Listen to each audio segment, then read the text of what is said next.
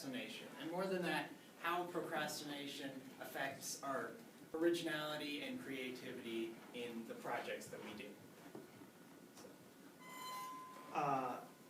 For our project, we're referencing a TED Talk by Adam Grant, and in this talk he talked about how procrastination isn't necessarily a sign of a lazy person, but the sign more of a creative person, and how it affects our creativity in that sometimes if you wait or procrastinate, in this case, just long enough, it can help increase how creative your output is on a project or an idea.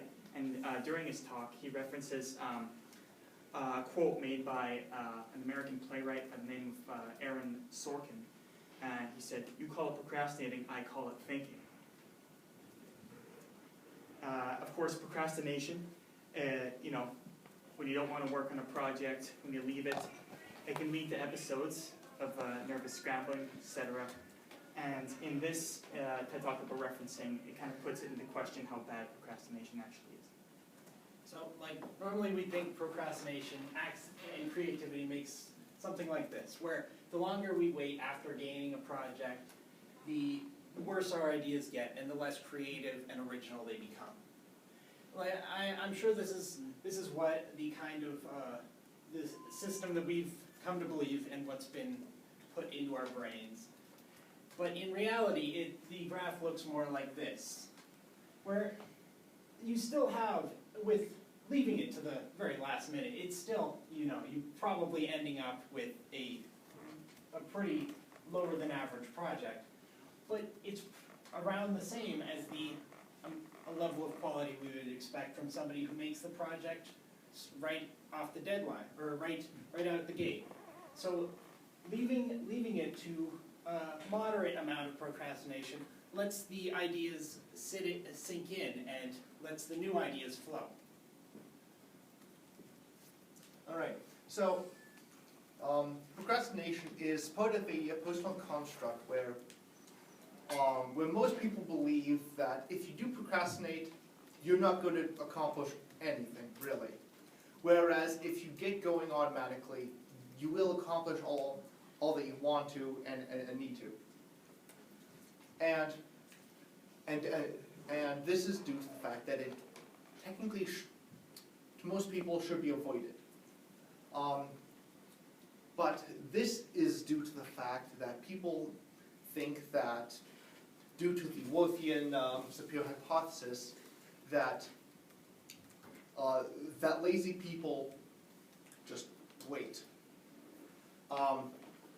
But this is not true because time after time, ideas take a lot of time to develop. You can come up with a whole bunch of crap ideas and find the best one. And therefore your self-esteem comes into play, where the longer you process things, you will be able to be more confident in your idea. But of course, we all have the urge to procrastinate. That should go without saying in a school filled with young adults who just sometimes want to relax.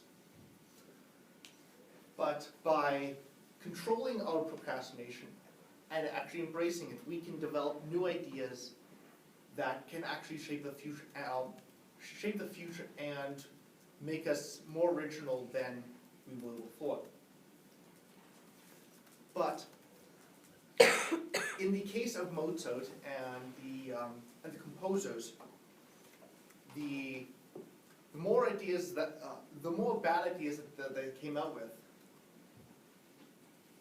they developed the skills to create the masterpieces that we all know, which in most cases are still used today in most everything, whereas the ones that are less known, you would never find them unless you know where to find them on the record shelves. And even beyond that, just because you have the idea right away doesn't mean that your idea will be good. In fact, like, take Google. Google was not the first search engine. Yahoo and other search engines were there before. But Google is obviously the biggest search engine in the world. And for a statistic, the failure rate of the first movers, the people who first created the idea, the failure rate is up to 47%. Whereas the improvers, the people who wait and let the idea sit, the failure rate drops to all the way down to 8%. So it's much easier and much more effective for you to wait until the idea has already come out so you can see what the idea had wrong and how you can improve it. So, and here are references. Great.